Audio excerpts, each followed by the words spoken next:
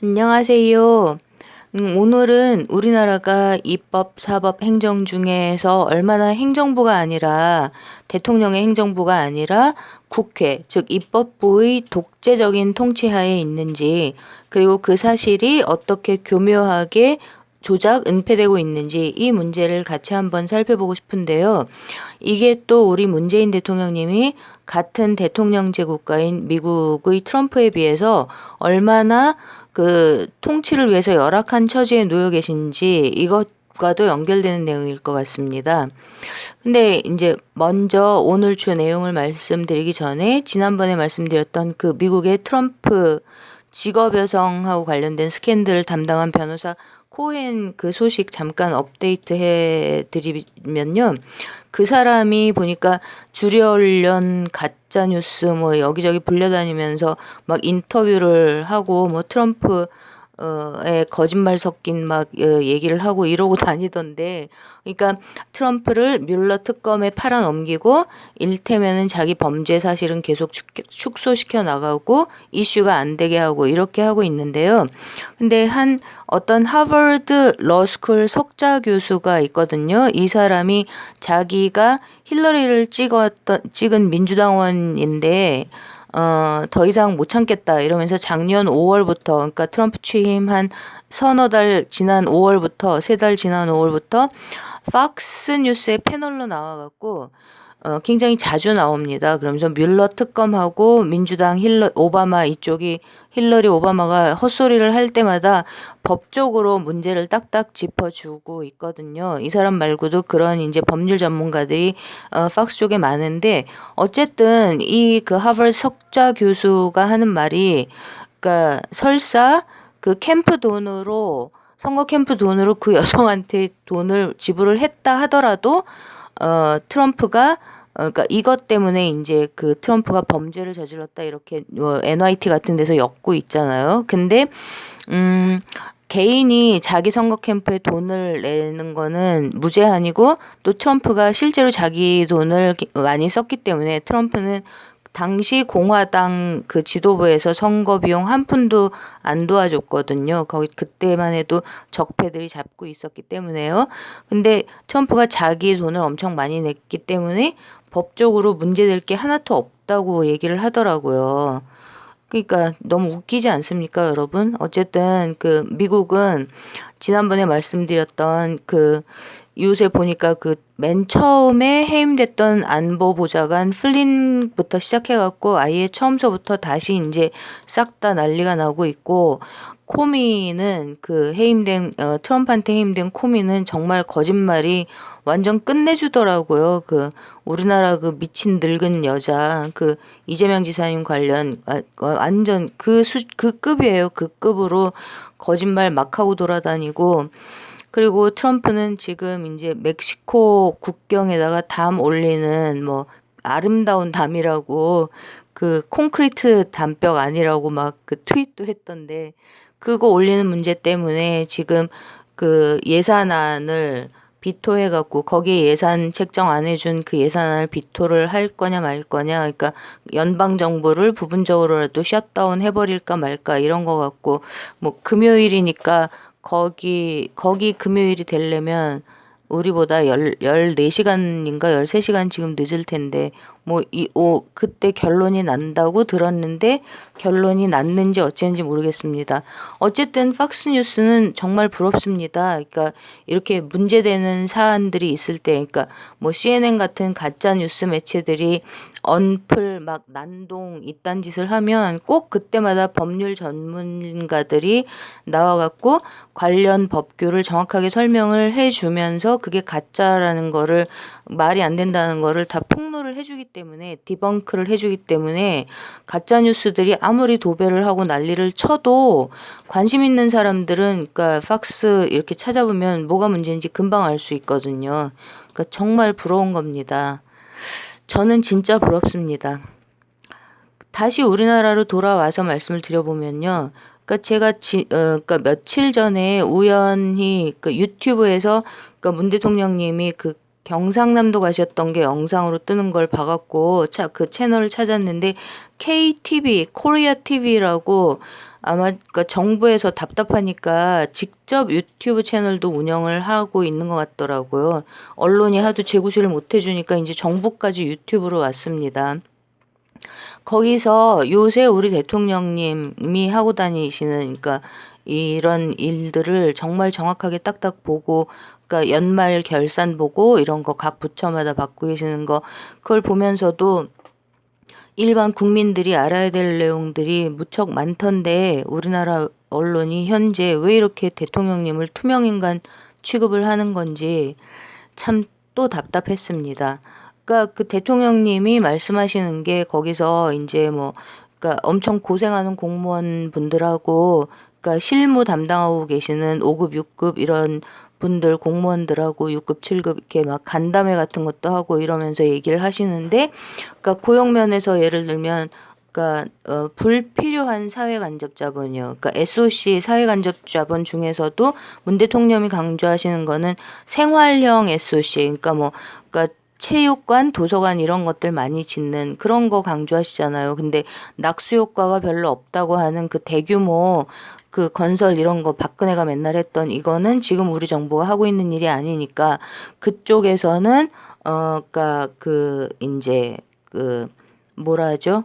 그러니까 고용이 창출이 많이 되지 않고 있는 이런 거는 어쩔 수 없는 일이지만 다른 부문에서는 그러니까 부문별로 잘라서 고용 상태가 어떤지 조사를 해달라 이런 당부도 하시고 또 이제 그 제조업의 주축이 중소기업이고 그러고 이제 이 제조업 2차 산업 내에서 그러니까 하청 고리에 완전히 얽혀 들어가고 지금 법안 문제 때문에 법률로 묶여 있는 것들 이런 부분이 아닌 비교적 그러니까 자율성을 가진 제조업 중소기업들을 스마트 공장화 해갖고 노동의 질을 높이고 질 좋은 고용을 창출하면서 다시 한번 제조업의 동력을 끌어내려고 하시는 이런 등등 그리고 농업도 마찬가지로 스마트 농업으로 이끌어 가려고 하시는 이런 건 너무 중요한 얘기를 많이 하시더라고요.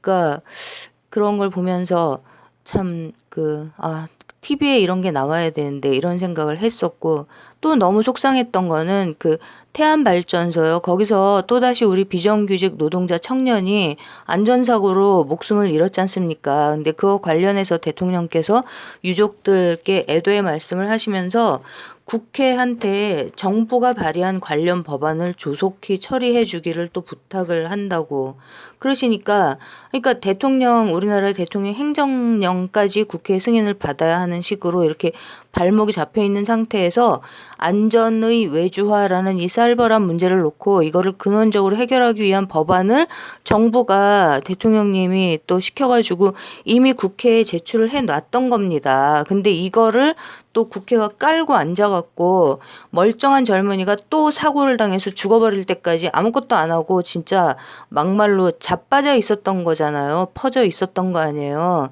이러면서 그러니까 여기에 관계된 게 오바마의 민주당 따까리들이요. 트럼프가 아닌 오바마 힐러리의 민주당 따까리 가짜 진보 적폐 더민주당하고 그 친일 매국 본래 있었던 친일 매국 꼴통 가짜 보수 적폐 자한당 이게 지금 같이 이러고 있는 겁니다. 같이 양당이 주도하는 그 국회가 이게 적폐 덩어리인 겁니다. 그러니까 이렇게 우리 대통령님은 우리나라 경제 전반에 걸쳐서 이명박근혜가 완전 망쳐놓은 부분들을 완전 꿰뚫어 보고 계신 상태에서 엄청나게 적확한 문제 진단을 근거로 해결해 나가고 계신 것들이 되게 그게 이제 대통령님 하시는 얘기를 들어보니까 눈에 확 다 보이는데 언론에는 한 줄도 제대로 보도가 안 되고 지지율이 폭락했다. 이딴 가짜 뉴스들만 온 나라를 뒤덮고 있다는 겁니다. 그러니까 너무너무 속이 상한 거죠. 그래서 이런 이제 우리나라가 대통령 중심제이니까, 그러니까 미국을 따라서 이렇게 한 거니까 미국과 우리나라를 다시 비교를 해 보자면요, 원칙적으로요. 그러니까 미국 대통령은 자기 당, 즉 집권 여당의 선거 이런 거에 엄청나게 적극적으로 관여할 수가 있거든요. 이거 우리 보고 있잖아요, 지금. 이게 이번 중간 선거에서도 트럼프가 거의 이제 자기 대통령 선거 때만큼 뭐 그만큼은 아니지만 어쨌든 비슷하게 동네방네 다니면서 자기 당 안에 당내 후보들이 여러 명이 있으면 그중에 자기가 지지하는 사람을 공식적으로 딱 얘기를 해서 그 당내 선거에서 그 사람을 당선시키고 이렇게 해갖고 그 사람을 막 지원 유세를 하고 이러면서 그러니까 가짜 진보 적폐인 그 가짜 진보 그 사기꾼 적폐인 민주당하고 같이 짜고 놀던 상원 의원들을 전부 다 낙선시키거나 아니면 이제 세력에 밀리니까 제발로 물러나게 만들고요. 그 지난번 말씀드렸듯이 그 하원 의장 폴 라이언도 그러니까 적폐들이 공화당 내에서 계속 득세 중이면은 왜 은퇴를 하겠어요? 세가 밀리니까 안 되겠구나 싶어갖고 도망간 거거든요. 그러니까 이렇게 대통령이 적극적으로 그러니까 자기 당을 쇄신할 수가 있었던 거죠. 있는 거죠. 그러니까 그렇게 해서 지금 100년이 넘는 미국 선거 역사상 상원의원 숫자가 대통령 첫 번째 임기 중간 선거에서 이 숫자가 상원의원이 늘어난 게 역대 5번째인가 6번째, 5번째라는 것 같아요. 그리고 하원의원 의석도 같은 시기에 이제 역대 최고로 잃어버렸던 오바마, 심지어 빌 클린턴도 뭐 53석인가 엄청 많이 잃었더라고요. 오바마는 최고 많이 잃어버렸고요. 그거에 비해서 뭐 평균 뭐 아니면 평균 이하 완전 조금 뺏겼기 때문에 그래서 트럼프의 전면적인 승리라고 이번 중간 선거가 그렇게 얘기를 하는 거죠. 그러니까 한마디로 공화당 정치인이라고 하더라도 트럼프의 정책을 지지하지 않으면은 선출직에 당선이 될 수가 없는 거고 이러니까 당대당 선거에서를 트럼프의 승리라고 얘기를 할 수 있는데 근데 우리나라는 지금 어떤가요, 여러분? 그러니까 언제부터 이렇게 됐는지는 정확하게 모르겠지만 어쨌든 지금 우리 문재인 대통령님은 여당인 그 더민주 내부 일에는 아예 전혀 취임 초부터 관여를 안 하시잖아요. 그러니까 일단 대통령이 당선이 되고 나면 당과는 거리를 두고요. 그러니까 바로 요 전 정부 박근혜 때만 해도 완전 그 지 멋대로 시스템을 무시하고 거지 발사계 같이 놀던 박근혜 때 어땠어요? 친박계 의원들 공천시키려고 그러다가 파동 일어나갖고 김무성이가 무슨 옥센지 뭔지 들고 부산으로 도망가고 난리도 아니었잖아요. 근데 그러니까 그런 행태들이 맞다 뭐 이런 게 아니라 어떻게 이렇게 원칙대로 수행하시는 우리 대통령님은 당내 일에 대해서 절대 관여를 안 하고 한마디 말씀도 없으신데 이거는 접대도 말씀드렸듯이 그렇게 해야지만 잘못된 관행이 뿌리 뽑힐 수 있기 때문에요. 그러니까 목적을 위해서 부당한 수단을 동원하고 거짓말을 일삼고 이랬던 우리 정치의 이 나쁜 이 적폐적인 이거를 끝장을 내려면 그러니까 원칙을 지켜야 되니까 그렇게 더 하고 계실 텐데 근데 그러면 대통령은 그러고 있는데 더민주는 어쩌고 있습니까? 특히 이해찬이 당대표가 된 후에는 진짜 꼴값을 더 떠는데 날이면 날마다 지네가 나서갖고 무슨 청와대하고 행정부를 지가 싹 다 쥐락펴락하는 것처럼 거짓말로 언플을 하면서 그러고 있는 게 진짜 골 때리다는 겁니다. 그러니까 그 한 예가 그 안전의 외주화 이 관련된 법률안도요. 좀 전에 말씀드렸던 이게 여당 야당 양측의 적폐가 깔고 앉아갖고 해결을 안 하고 민기적거리고 있다가 이제 와갖고 이제 이 진짜 말되는 이 젊은이가 이 황당하게 또 목숨을 잃고 나니까 무슨 한다는 소리가 뭐 행정부가 비정규직을 정규직으로 추진하는 문제하고 갈등 상황이었다는 둥. 그러니까 국민의 입장에서는 도저히 이해도 수긍도 안 가는 이런 변명인지 설명인지 이딴 거를 한마디를 하면서 마치 지네가 나서갖고 해결을 하는 듯이 언플을 하면서 뭐 해대면서 당정이 같이 해결하겠다고 우리나라 정부가 뭐 더민주 지네가 뭐 나서서 안 해주면 아무것도 못하는 데인 것처럼 그리고 참 이번에 그 강릉 펜션에서 참사 일어났잖아요. 그 가스 설치하는 이 문제도 그 법규를 지키면서 이 가스 보일러를 하게 하라는 관련 법규가 이게 국회에 발의된 지 1년도 넘었답니다, 여러분. 근데 국회에서 본회의에 넘기지도 않고 깔고 앉아갖고 만 건이 넘는 거, 이걸 깔고 앉아서 뭉개고 있잖아요. 그런 사이에 또 대형 참사가 일어난 거잖아요. 이러고 나니까는 또 무슨, 근데 이 관련 법안이 국회에 제출돼 있는데 법사위에서 통과가 안 됐다. 이거는 왜 대대적으로 보도가 안 되냐고요. 왜 이런 적폐 국회의 이 사람을 죽이는 이런 독재적인 문제들이 왜 이렇게 보도가 안 되고 공론화가 왜 이렇게 안 되냐는 겁니다. 제 말씀은요. 또 있어요. 얘가 한두 개가 아니에요. 그러니까 택시기사님들 지금 카카오하고 붙었잖아요. 카카오는 여러분 그 본래 삼성 SD에서 큰 그 지금 카카오 사장인지 회장인지 그 젊은이가 그 친구가 삼성 SD에서 있다가 그러니까 네이버 모회사인 네이버 포털 모회사인 거기에서 큰 친구가 그 CJ ENM 쪽에서 계속 같이 움직이다가 카카오를 세우고 그리고 다음을 병합해서 우회 상장을 한 다음에 계속 CJ ENM하고 같이 움직이고 있거든요. 그런데 이 사람이 지금 또 여시제 이사인가 그래요, 여러분. 그러니까는 지금 삼성 족벌들은 그러니까 무능한 이재용 말고 그러니까 홍석현이한테 다 의지를 하고 있는 거고요. 그 족벌 싹 다가 그러니까 CJ 쪽하고 그다음에 이마트 신세계 쪽하고 여기가 그 족벌 중에 이병철 자식이 3대에 걸치면서 이렇게 퍼졌잖아요. 그 사람들이 전부 다 이재용이 아니라 홍석현 쪽에 줄을 서갖고 그러고 있는 건데 거기에 이사예요, 이사. 이 카카오가. 그러면서 지금 이렇게 그 카풀 이거 앱을 활성화시키려고 난리를 치고 있는 건데 이거 관계돼서는 제가 보기에는 지금 개인 택시, 자영업인 개인 택시 쪽하고 법인 택시에 이제 소속돼 있는 그 노동자들 분의 문제하고 좀 나눠서 봐야 되고 그런데 어쨌든 정부는 분명히 법인 택시, 그러니까 회사 택시들의 경우에 그 산업금 이 문제도 공식적으로 제기된 게, 그러니까 그때는 이런 게 불법이었기 때문에 이게 제일 먼저 그때 당시 운동권 측, 그러니까 노조 활동하던 측에서 몇십 페이지짜리 문서로 나온 게 84년이었다고, 1984년이요. 그리고 90년대 초에 그게 책으로 김영삼 정부 때 살짝 뭐 반짝했을 때 책으로 나온 적도 출판이 된 적도 있는데 이렇게 그 몇십 년 된 이 산업금 이 문제를 해결을 하고 그러니까 노예 계약인 이런 거를 해결을 하고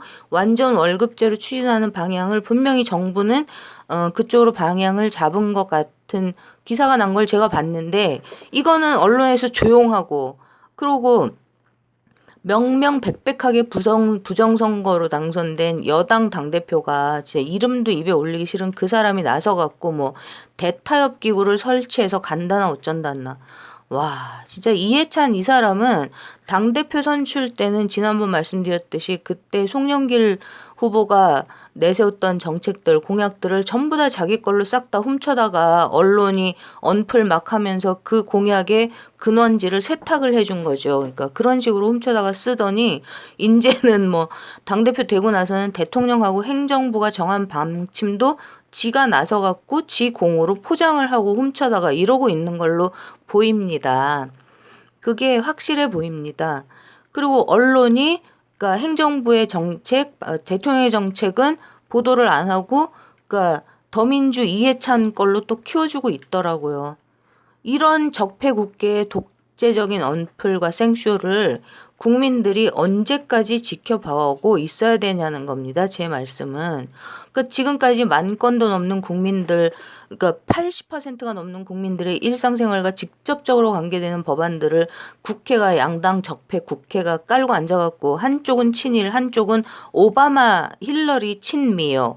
트럼프 친미가 아니라 트럼프의 반대 권력 투쟁을 하고 있는 안티 트럼프를 하고 있는 그 글로벌 자본과 군산복합체의 앞잡이인 그 민주당 오바마 이쪽 친미 이렇게 친일 자한당 그쪽 친미 민주당 이것들이 법안들을 같이 깔고 앉아갖고 한 개도 해결을 안 하고 있는 이 국회 입법부가 그 사람들 죽이는 독재 세력이라는 겁니다.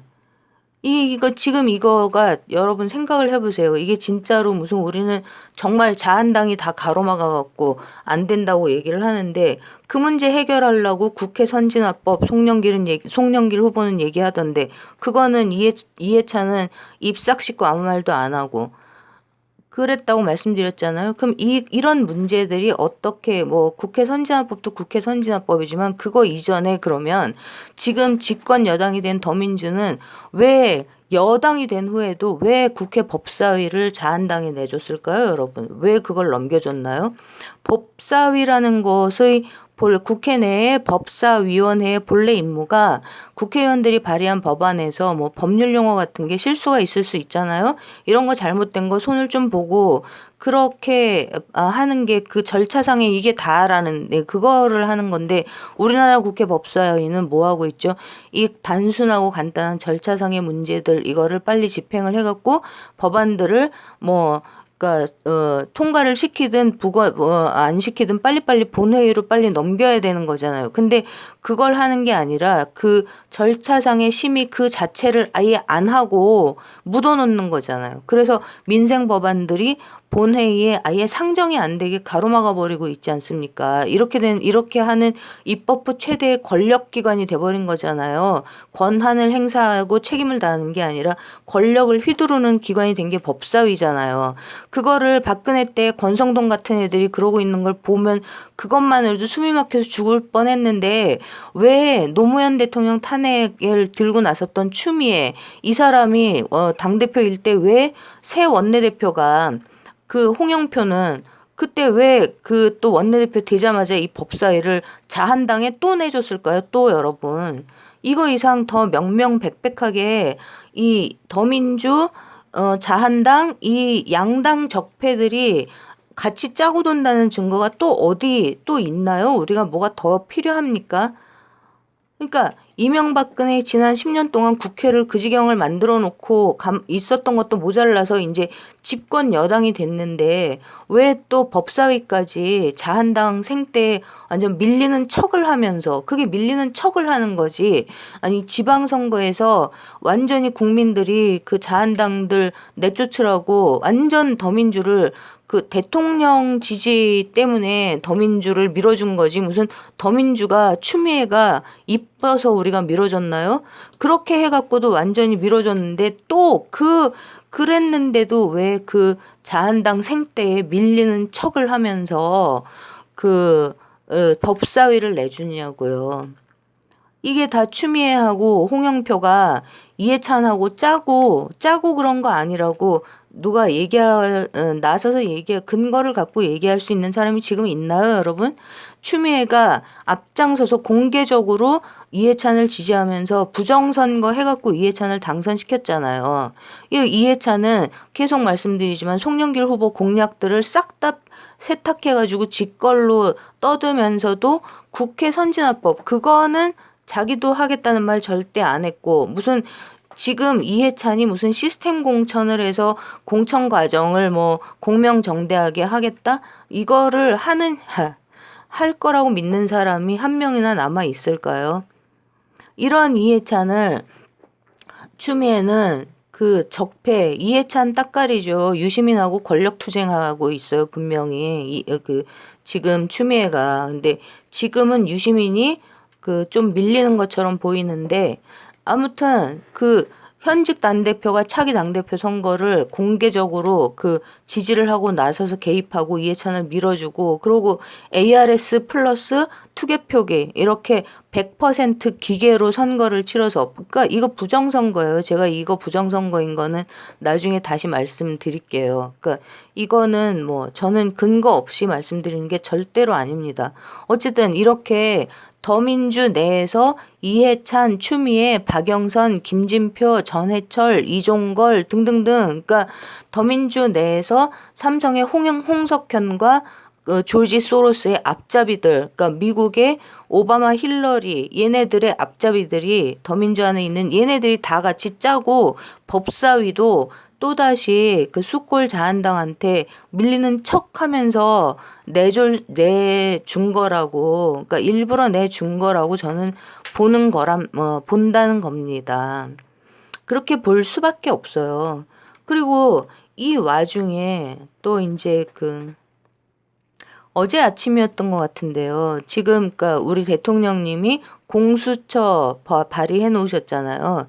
그거를 맡아서 추진 중인 게 박영선이거든요. 그러니까 김부겸이가 자기 당대표 나가라고 그랬는데 뭐 무슨 사법개혁 추진위원회인가 그거 장을 또 맡아야 돼서 당대표는 출마를 안 했다고 어쩌고 주워 섬기던데. 그러니까 지 입으로 국민들이 모를 줄 알고 김부겸, 이해찬 이쪽하고 움직이고 있다는 거 지가 다 떠들고 다녀요. 이 사람들은 또 뭐 무슨 자랑을 하는 건지, 나 이렇게 내 뒤에 홍석현 있다, 내 뒤에 삼성 있다, 내 뒤에 글로벌 그 적폐 세력 있다, 이거 자랑하나요? 어쨌든 이 사람이 그걸 맡아서 하고 있는데, 이 박영선이가 어제였던 것 같아요. 라디오 프로 어제였나 그제였나 아무튼 인터뷰에 나와갖고 이 그 공수처를 자한당이 너무 반대해갖고 엄청 어렵지만 어쨌든 어려운 중에 추진 중이라고 꼴값을 떨어가면서 뭐 5부 능선을 넘었다, 잘 될 거다 이런데, 근데 있잖아요. 그러니까 청와대 고유 권한 중에 하나인 특감반이,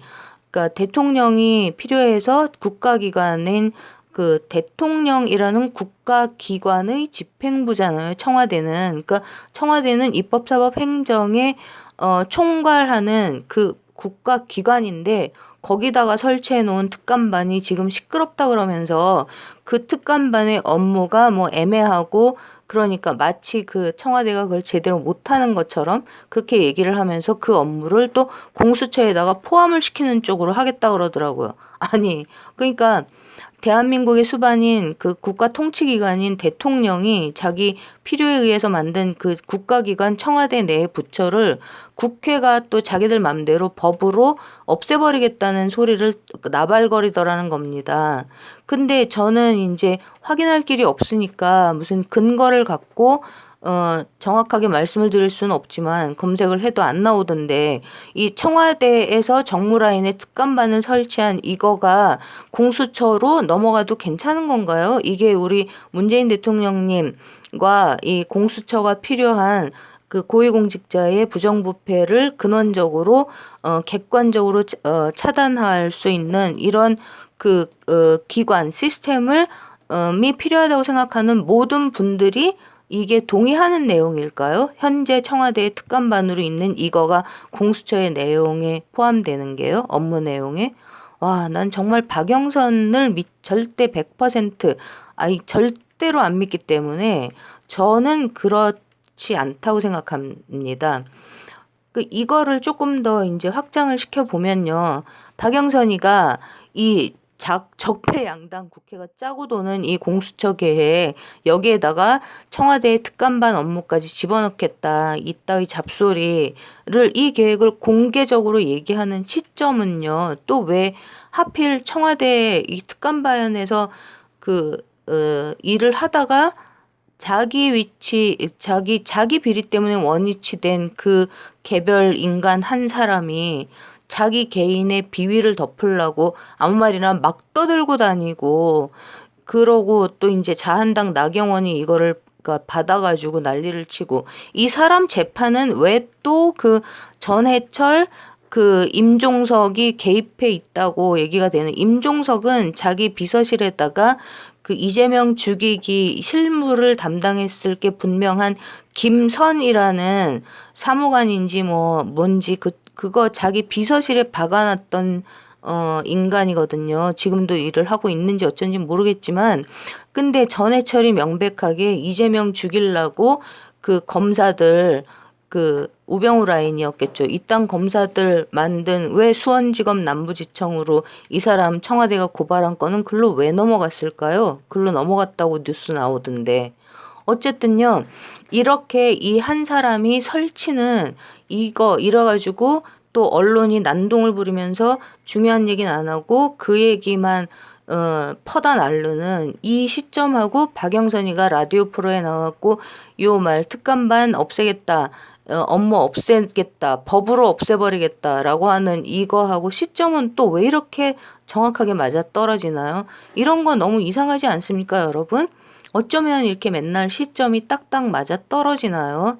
아무튼 우리 대통령님하고 우리나라의 그 선하신 분들은 이 딥스테이트의 인간들이 어떻게 끼어드는지 그런 거를 뭐 전혀 감이 없으신 너무 순진한, 근데 너무 순진해도 답답하죠. 어쨌든 이 미꾸라지 하나한테 이렇게 된통 당하고 그 이명박근혜 때 그 일을 했던 그 미꾸라지 하나한테 이렇게 당하고 또 이거를 또 키워갖고 언론에서 난동을 부리고 이런 거 하고 박영선 같은 그 이해찬과 홍석현의 앞잡이 이런 애가 돌아가는 이런 가짜 국회의원이 돌아가는 이게 시점이 어떻게 이렇게 맞아 떨어지냐고요.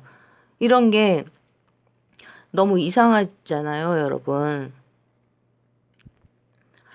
그리고 이렇게 이제 만약에 이렇게 해서 청와대 정무라인에 특감반도 없고 이런 상태에서 공수처라는 게 설립이 됐다고 한번 생각을 해보면요.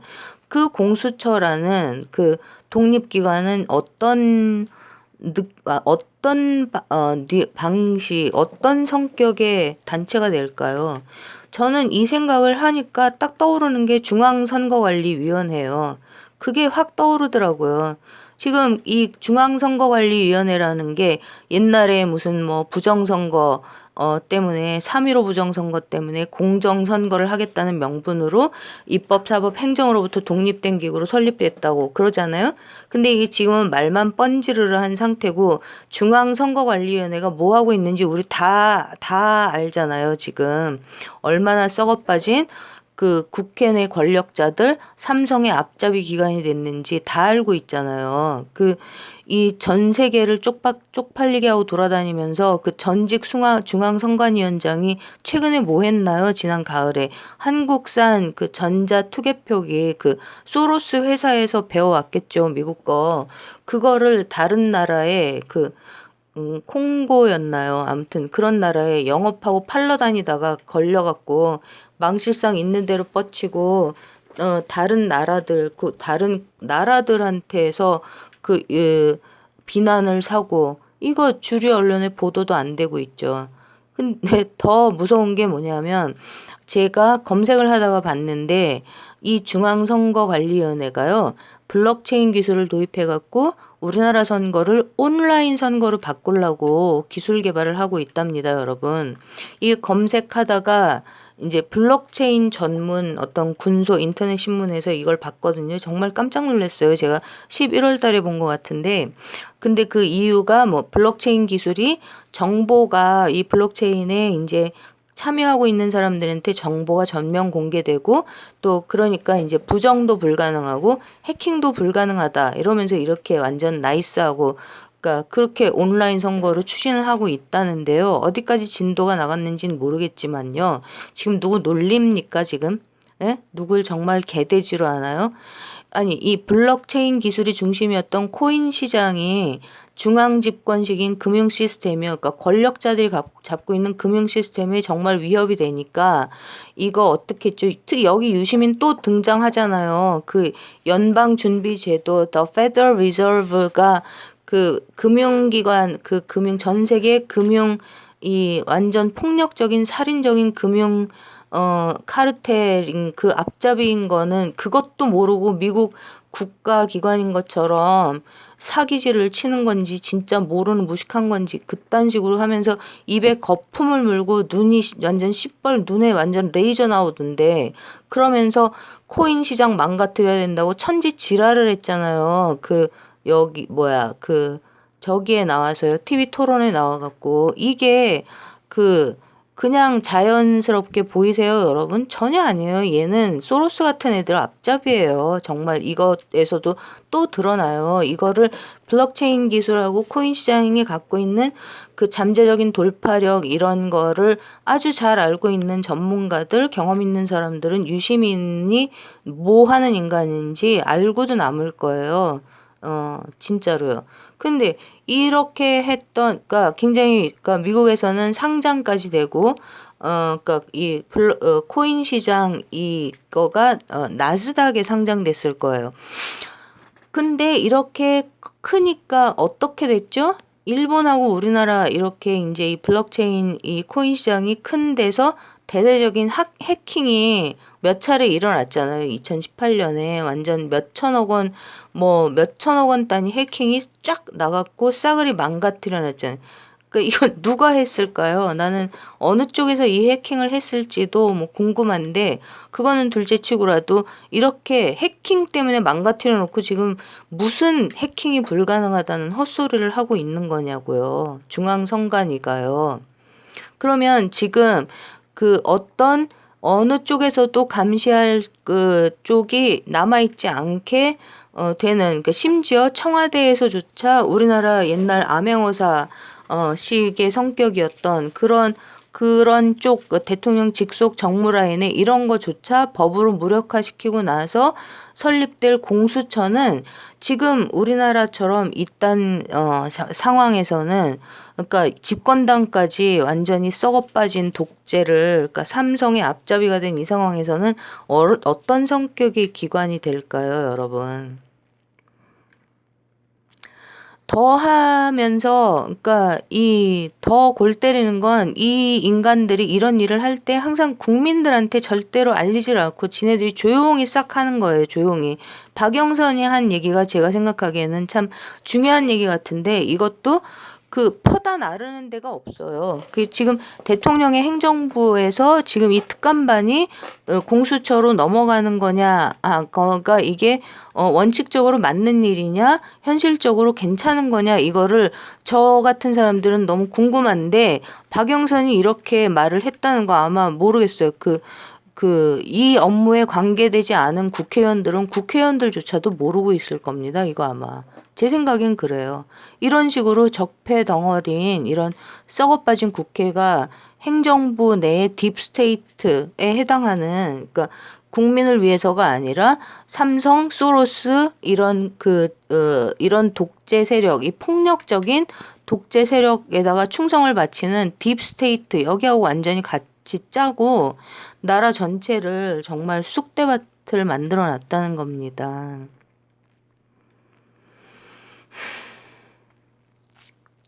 근데 지금 우리 언론은 어떻게 하고 있나요? 우리 언론은 지금 뭐 하고 있나요?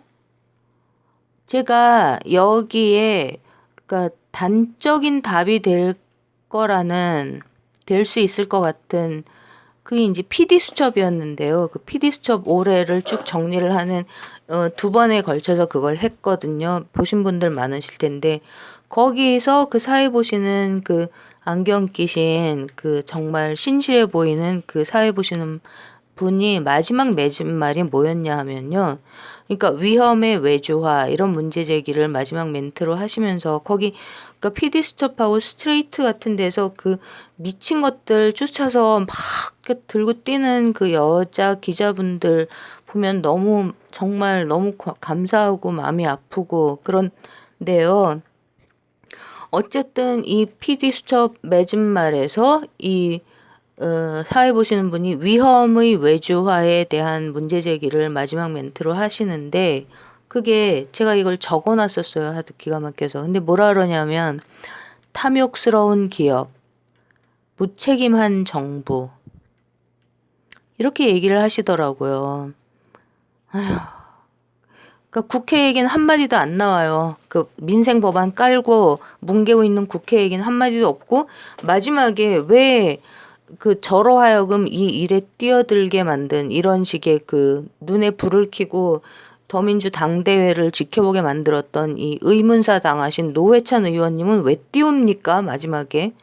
근데 노회찬 의원님이 무슨 일만 하려 하면은 뭐 검찰 같은 데서 어떻게 한다 이런 얘기 하시는 걸 띄우는데 정말 화가 나고 속이 상해서 제대로 보기가 싫어서 안 봤습니다. 그러니까 PD 수첩 같은 대표적인 탐사 프로에서도 나오는 말이라고는, 위험의 외주화 이런 것과 관계돼서 나오는 말이라고는 탐욕스런 정부, 아니 탐욕스런 기업, 무책임한 정부 이게 끝이더라고요. 국회를 공격을 안 하더라는 겁니다. 그러니까 언론이 1년 365일 맨날 이런 식이니까 우리 국민들은 그 수많은 문제들을 만리장성처럼 진짜 쌓아놓고 척 깔고 앉아있는 수꼴 친일 적폐, 그다음에 가짜 진보, 그 오바마 힐러리 친미 적폐 이런 적폐 집단인 이 아성, 이 입법부, 이 국회가 그 책임을 져야 할 곳인 거를 모르잖아요.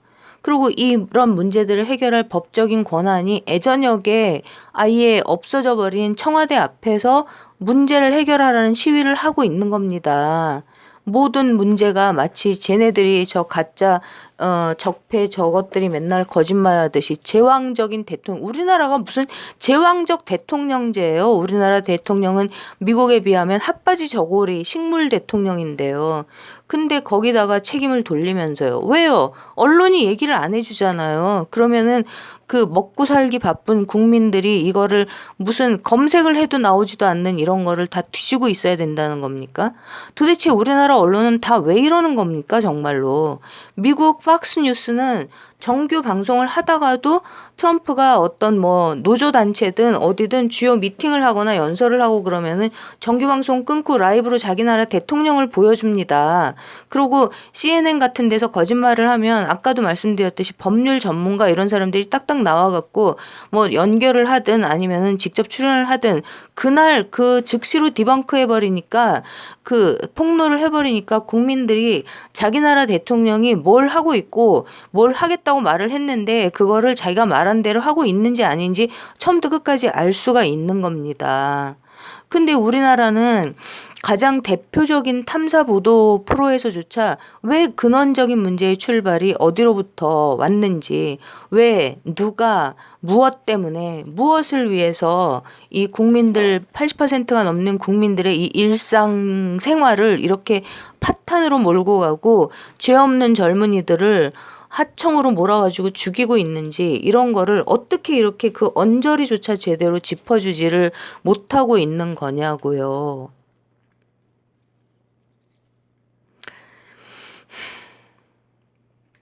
저는 그러니까 이렇게 된 우리 언론의 현재 상황이 그러니까 어떤 현상에 대해서 근원적으로 왜, 누가, 무엇 때문에라는 질문을 던지면 그러면 이거를 무슨 그 질문 자체를 엄청나게 비과학적이고 완전 무식한 사람들이나 관심을 갖거나 이런 식으로 치부해버리고 폄하하고 배관시하고 이렇게 된 10년도 넘는 지난 기간 동안에 언론 종사자들이 그 미국의 그 political spectrum 그 사회과학 이 가짜 학문 진영 논리 이거를 신봉하는 그 사기 진보 그룹에 완전히 먹혀버렸기 때문이 아닐까 이런 생각을 하게 됐습니다. 그러니까 이거가 예를 들어서 제가 MBC 최승호 사장을 엄청 이제 믿지 않게 됐던 주 이유가 뭐냐면요. 그분도 해직을 당했는데 그분이 리드했던 뉴스타파가 그 김어준 씨가 제작했던 다큐멘터리들을 그 거의 뭐 무식한 수준, 제가 보기에는 무식한 수준에서 공격을 해대더라고요. 그 김어준 씨가 그 박근혜 선거 때 부정선거하고 그다음에 세월호 참사 외압, 이 외력에 의한 이거 다큐로 만든 이 내용들은 한 중고등학교 수준에서 배우는 수학, 통계, 그다음에 물리학, 과학이요. 물리학에서 그 관성의 법칙, 운동 법칙 이런 기초 학문을 기준으로 해서 근거를 딱딱딱딱 제시하면서 제작된 것들이거든요. 근데 선관위, 중앙선관위 부정선거, 세월호 외력 이렇게 우리 국민들한테 이렇게 사활적인 근본 문제 제기를 던지는 이런 이슈들을 그 뉴스타파에서 정말로 진짜 말도 안 되는 정말 무지하고 비과학적인 그런 논거들을 막 주워 섬기면서 그야말로 진짜 마구잡이로 까대더라는 거죠. 자칭 진보라는 해직당한 사람이 하는 뉴스타파가 그러더라는 거죠. 근데 제 생각에는 의심하지 않는 언론, 이유와 배경, 진짜 배후 세력을 캐고자 노력하지 않는 언론은 언론이 아니잖아요. 언론일 수가 없어요. 근데 이런 분위기에서 10년이 넘게 그냥 그럴 리가 없다 이러면서 쟤네들은 정말 온갖 짓을 다 하고 있는데 그럴 리가 없다, 말도 안 된다 이런 식으로 질문 자체를 하는 거를 가로막고 나선 사이에 언론 전체의 수준이 떨어지고 진짜로 질이 하락되고 기자들은 바보가 될 수밖에 없는 이런 분위기가 조성된 게 아니냐고요. 그러니까 이런 것에서 하루빨리 언론이 진짜 빨리 정신을 차리고 이해찬이라는 인간이 진짜 뭐를 하고 있는지, 이해찬이 도대체 뭘 하고 있길래 그렇게 숫골들 뭐 일요서울 TV 같은 데까지 나서갖고 숫골들이 왜 그렇게 이해찬을 빨아댑니까? 그러면 친일 숫골들한테 찬양받는 인간이 국민들을 위한 애국자라고 볼 수 있나요? 절대 아니잖아요. 문재인 대통령하고 은 죽여버리려고 그러면서 이해찬을 왜 그렇게 찬양을 하냐고요. 아무튼 정말 언론은 제대로 진짜 언론이 역할을 빨리 다시 제대로 좀 수행해 주시기를 바라고요. 그러니까 이런 면에서 쟤는 이제 아직도 손석희 앵커가 진짜 훌륭하구나. 뭐 이상호 기자님, 그다음에 김어준 씨, 손석희 앵커 이렇게 계속 보고 있는데요. 그리고 KBS도 뭐 대통령님이 청소를 하셔서 그런지 정신을 좀 차리고 있는 것 같은데 또 지금 현재 이런 작전 세력들하고 우리나라 언론들에 대해서는 다음 편에 다시 더 잘 말씀드려 보도록 하고요. 어쨌든 우리는 이미 다 알고 있는 이 국회에 썩어빠진 독재 행태에 대해서 모든 언론들이 발벗고 나서서 국회를 폭로하고 공격해 달라는 이 항의를 우리 촛불 국민들이 전면적으로 해야 될 것 같다. 이런 말씀을 오늘 드려 보았습니다. 그러면 오늘은 또 여기서 이만 물러가겠습니다. 오늘도 모두 편안하십시오. 바이.